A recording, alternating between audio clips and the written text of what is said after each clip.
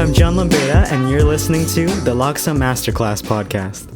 Today we're joined by the incredible A.D. Johnson, who is a creative sync at SoundCloud. He has previously worked on the Def Jam Republic Island and Verb licensing team, while he was also on the board of the Universal Music Group Black Label ERG during his time at Universal Production Music in the Universal Music Group, where he helped create their first ever mentorship program.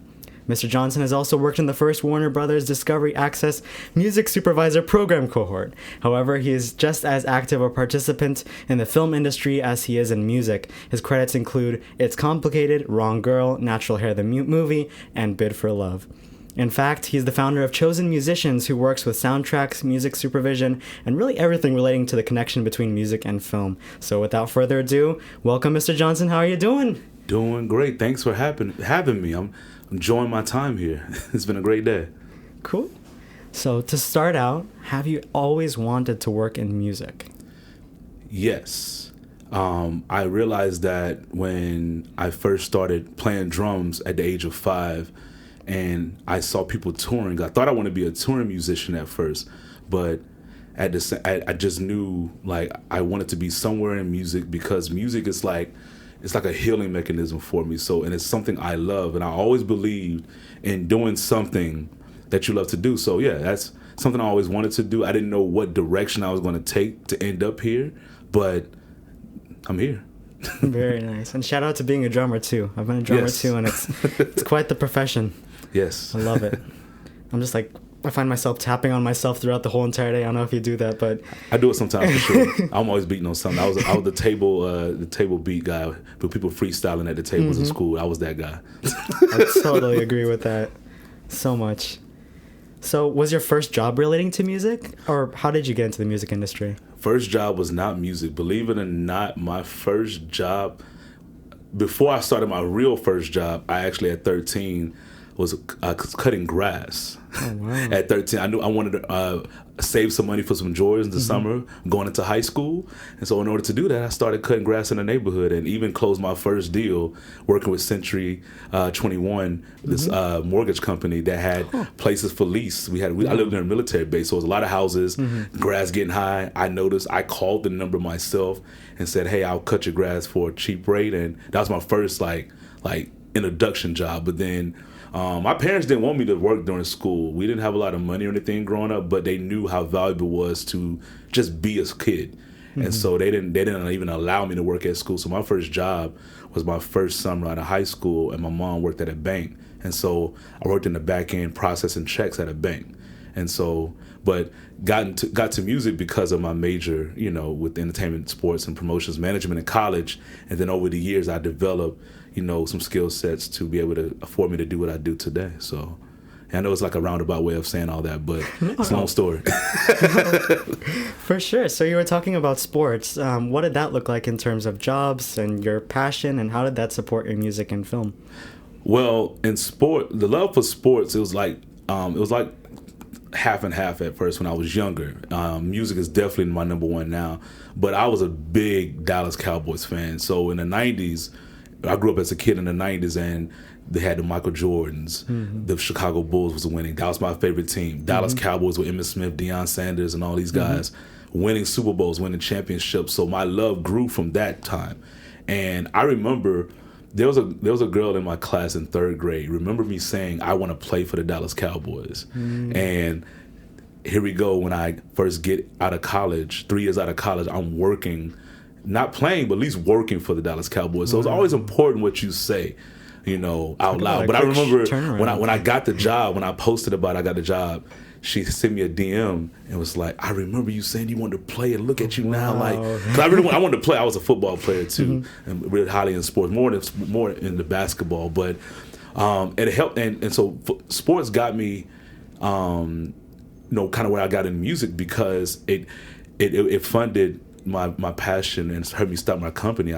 When I was working at Dallas Cowboys, I started Chosen Musicians, and Dallas Cowboys afforded me the opportunity to have my love for music even at my job, putting on a salsa music fest. So music was always with me everywhere I went. I just used sports as a platform, working at the Cowboys Stadium, to fund some of the dreams I had in music. So it's kind of how I am. Very nice. So as you started to get into the music industry, and now you're an expert, but what would you say? Almost an expert, and still, I'm an expert to an extent. Put it that way. Well, we're all students here. We're all students here. So never stop learning. Of course. That's my mantra. So, what would you say makes a good collaborator in music, or really in film, or anywhere? A good collaborator is having a team spirit mindset. There are no egos. When we was doing those independent films that you named, those are all independent films. Mm-hmm. There was no ego like, oh man, I want a bigger percentage of this film, or I want my credits to be here first. There's no ego. You can't have ego when you're working in a collaborative effort in a group project, mm-hmm. because if you look at history, all these major R&B groups or just any group, they broke up. New Edition story, they broke up, get back together because of, not necessarily it was egos, but everybody want to be that top guy. But somebody, when you're on a team, you just have to play your part. My part was music, so my friend. One friend was a filmmaker, the editor, the director. They know I was in charge of just the music supervision. Mm-hmm. Didn't know that was a thing, that was an opportunity until they stuck it in my head that I should do that, and then end up enjoying it. So me working as a team effort with no ego, just wanting to help find music, it turned into a whole profession from a group project.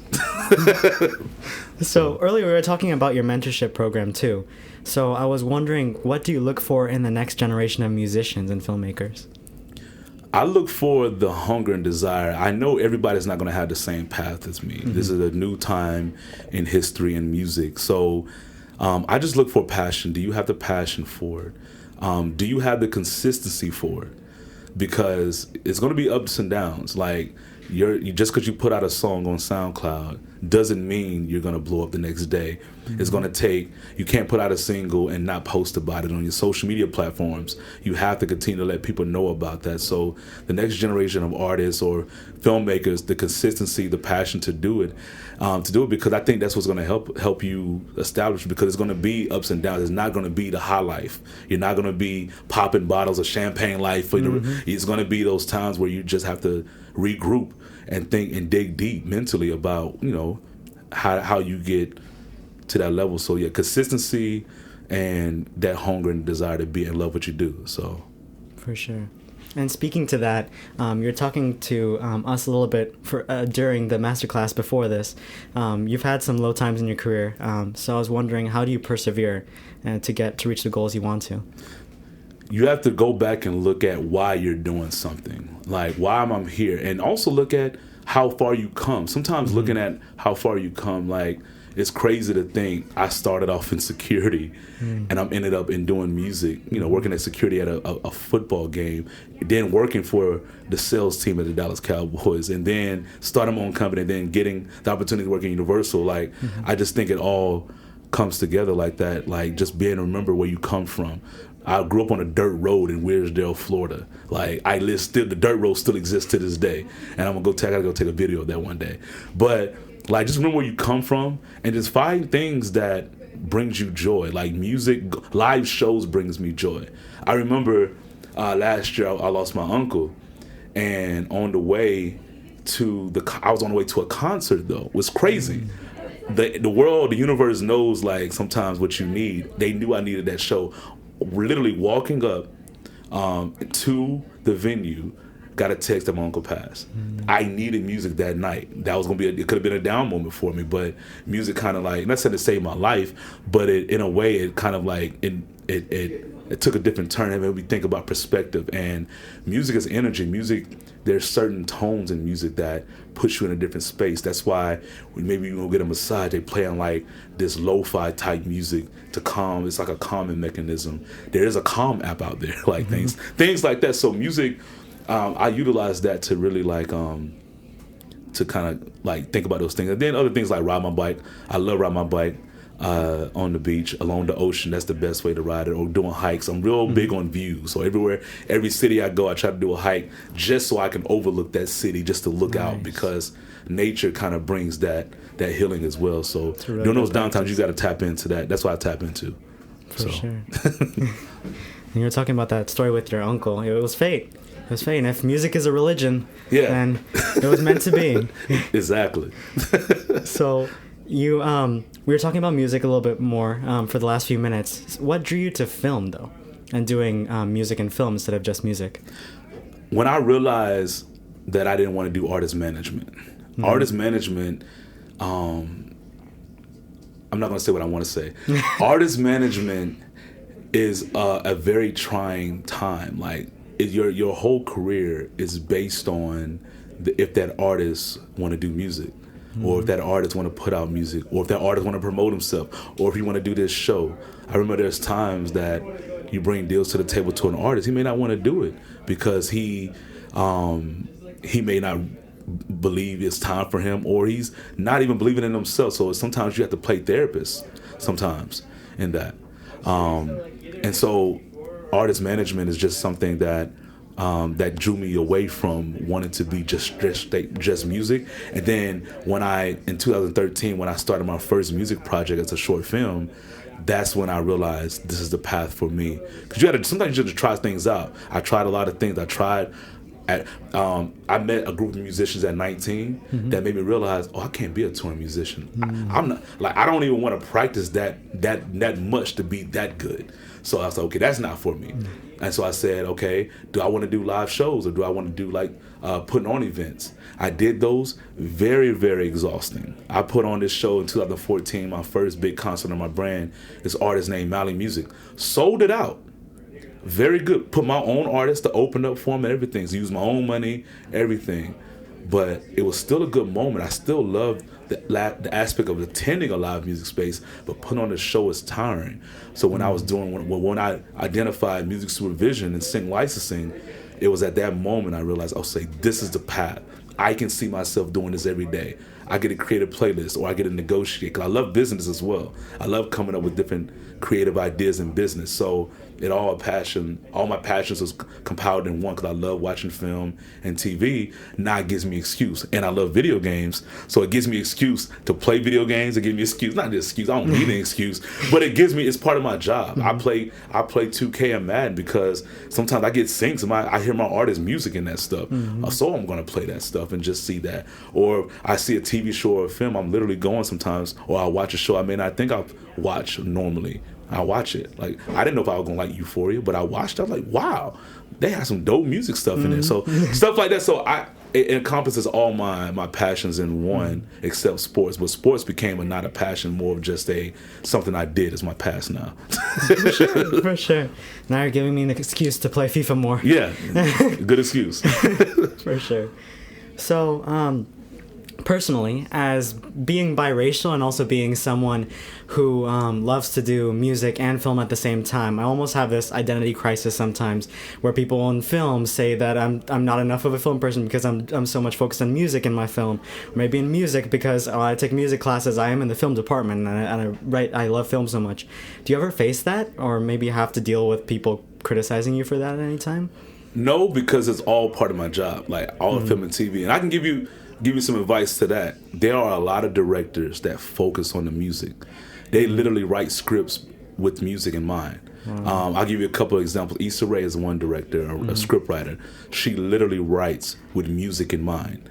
Another one is Donald Glover, that show Atlanta. He literally wrote that show. It wasn't a lot of music on the show, but he wrote in what he heard in those certain scenes, and they went to go clear it based on the music supervisor. So there are a lot of directors that focus on that. Jordan Peele with his trailers, he literally focused on. He used Beyonce's song one time for a trailer, and reimagined that. A lot of directors, a lot of filmmakers and producers write and produce films with music in mind. So that's why they tell you that you focused on that. No, you focused on it because it's a skill set you need to do the job. If it's a skill you need a job, there is no, I do believe in focusing, but there is no, I can't do this because I can do this. But I do believe in focus, but I don't have to, but I get to focus on it all because that's all part of my job. So trust in yourself. That's good. Exactly. That's good. So, a little bit more of a general question, but what was your favorite film to work on? The Nature of the Movie. Nature of the Movie is my favorite because it was the first feature film I worked on, and it was a documentary, and it was special to me because I had part ownership in it. We worked on that film for 5 years. the director and the filmmaker had kids in the meantime. We had to stop the project. We had to keep going. And we was all friends. That was a good thing, working with your friends on projects. And to just see your stuff like work from the beginning stages. I remember in the first interview, I was at every interview in that documentary. So to be a part of that process on your first feature film, and the 5 years, it usually don't take 5 years to do a film. But independently, sometimes money falls out. We have to do crowdsourcing. Things happen. And so when we got it done, it was so fulfilling. So that was my favorite film to work on, as far as that on there. But yeah. Very nice, very nice. So obviously, when it comes to film and songs, you have such a wide range of projects and so many different things that you have to undertake, whether it be for a variety of reasons. So I was wondering, what's the worst song or project you've had to work on or you've taken and it just didn't work out for you? Like, no comment. It's a good answer. No comment now, because I mean, I don't want people to judge me off my personal opinions. I may think of something.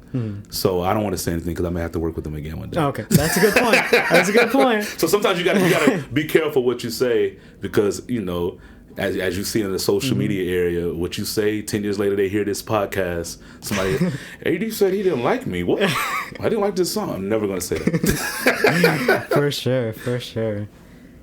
So, a little bit more of a twist on the questions. What's the best thing you've eaten at a company cafeteria or on a project? A company cafeteria project? Chick-fil-A. Chick-fil-A? I hope we can't do too many advertisements on here, but I love Chick-fil-A if you're out there. Chick-fil-A. I love Chick-fil-A, but I've on projects they've had, I mean, the food is crazy. Like, you get breakfast. I love breakfast food, so they'll have waffles and chicken and waffles sometimes, or just fruit. You know, sometimes orange juice, like just fresh orange juice. It's like, so those kind of things is fun. I totally agree. So on the topic of your best things, have you had any celebrity shock moment with a musician? Like you were so proud or excited to be working with someone? Not necessarily working, but meeting, I guess. Okay. So Lauryn Hill is my favorite artist of all time. Yes, Michael Jackson and Prince is above her, but as far as a personal favorite, Lauryn Hill. So when I met her for the first time, I actually snuck backstage, heard Lauryn Hill and Nas, and I met her, and since then I met her 5 other times. Wow! Because I snuck backstage several times. One time I actually paid, but they didn't have a meet and greet. A lot of shows, but one show she did have a meet and greet, and I paid for that. But she remembered me. So I'm not really starstruck. Like, if I'd have met Michael Jackson or Prince, I probably would be starstruck.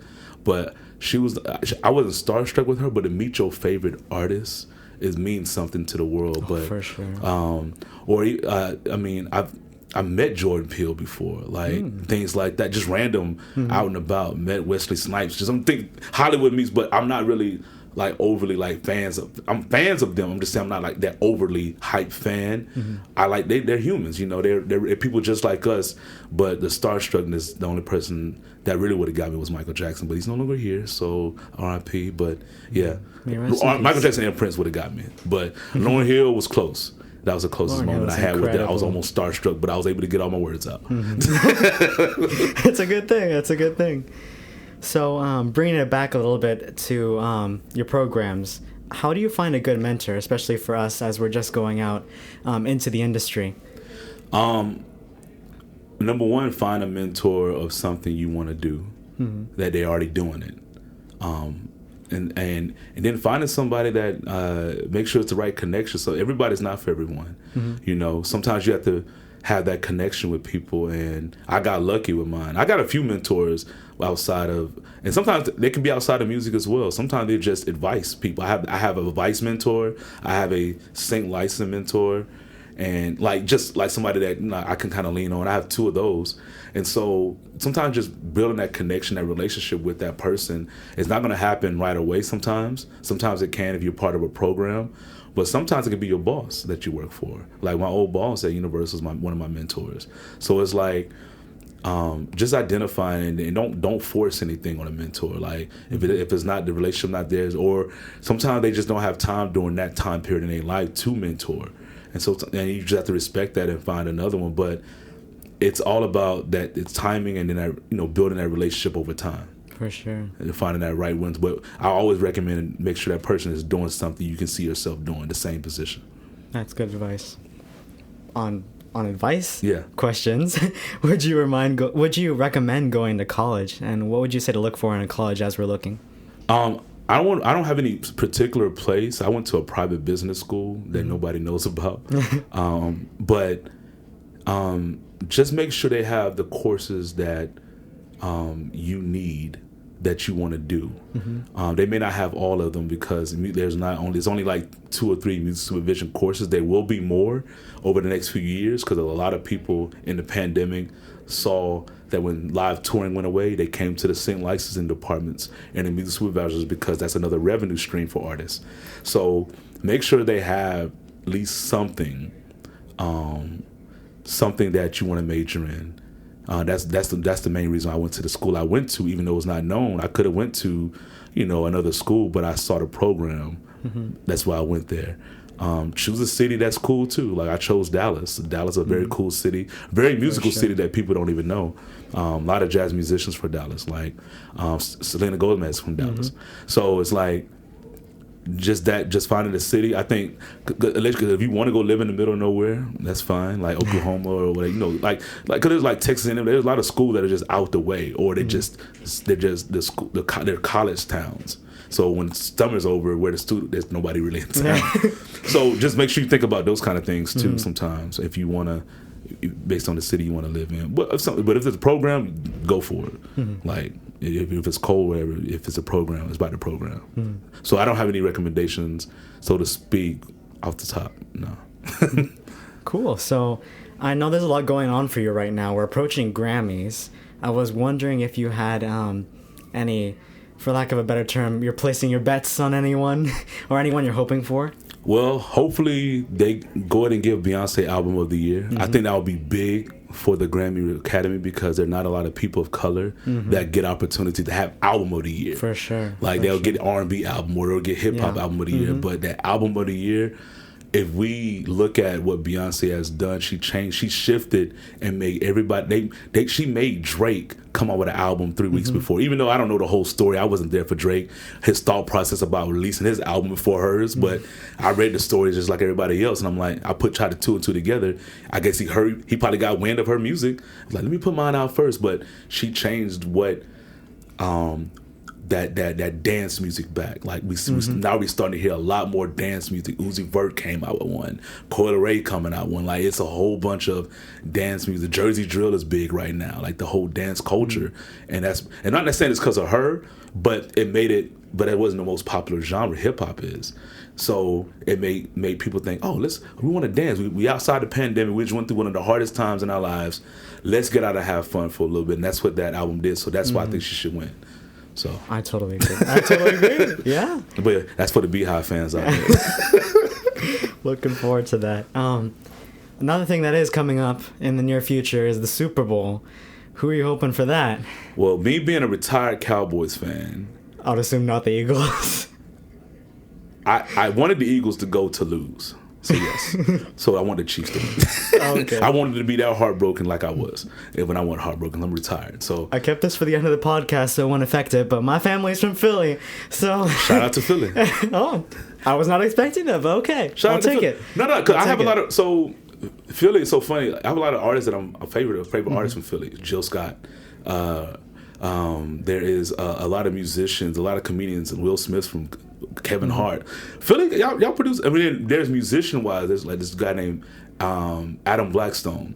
He's a music director. He music directs the.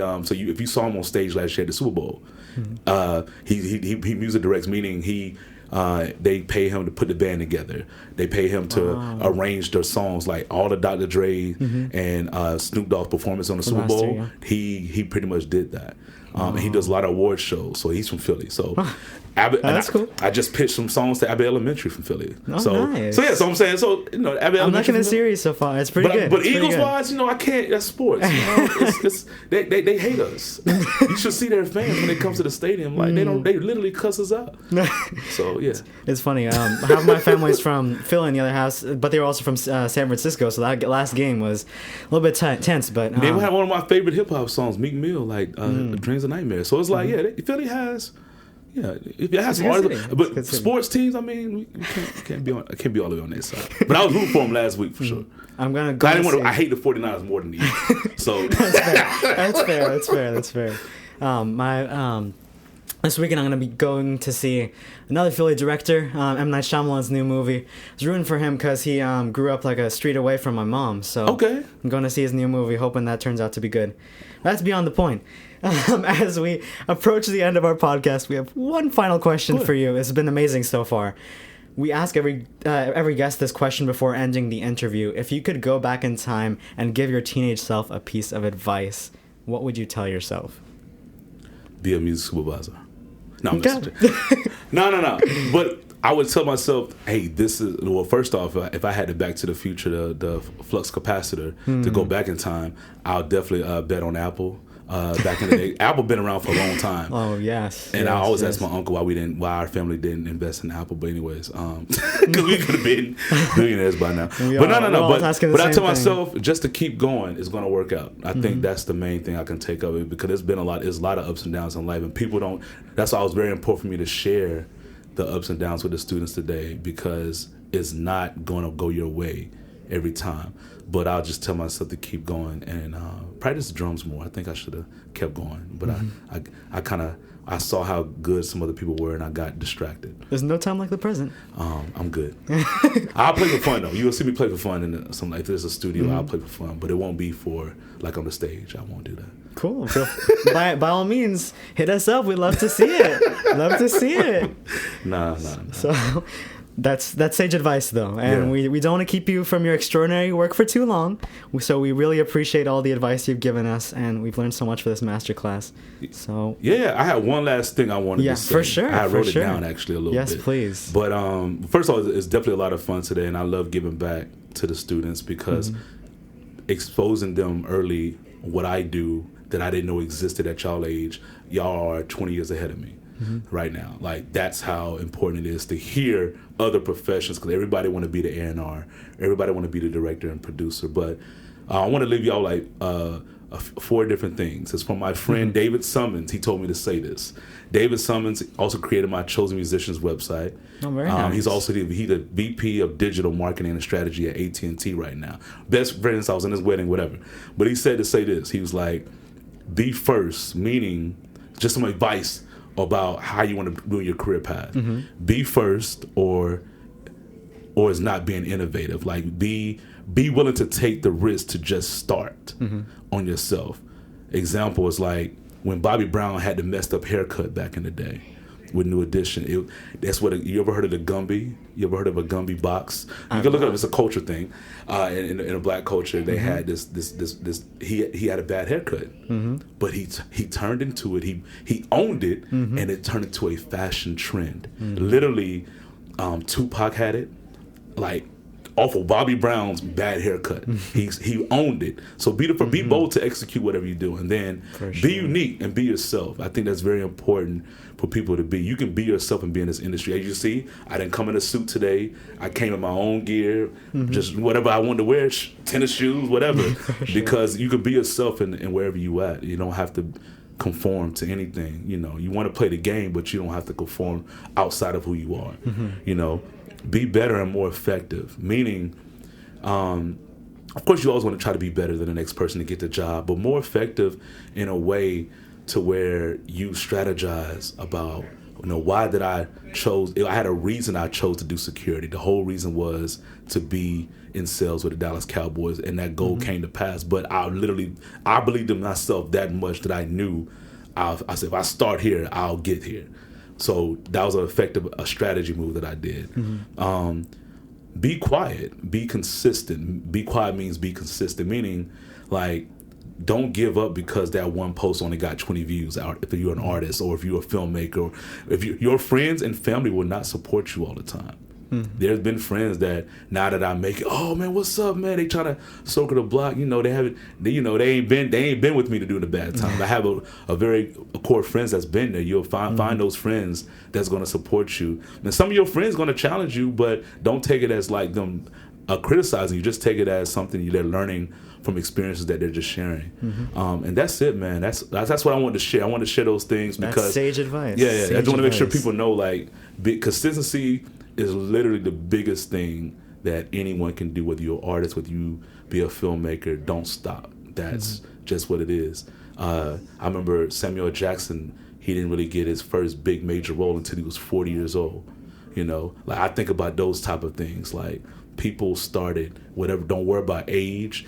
I remember I used to tell myself all the time, and I still say it sometimes, I feel like I'm 10 years behind because I didn't get that internship 10 years ago. But I had to go about a roundabout way and still got here. Yeah. But don't worry about age. It's never too late to start. And just go with your gut. Trust your gut more. I think a lot helps a lot too. That's so important. Thank you so much. Anyways, it's AD. So, thank you, Mr. Johnson. That's been incredible. We've learned so much. I'm sure Mr. Johnson.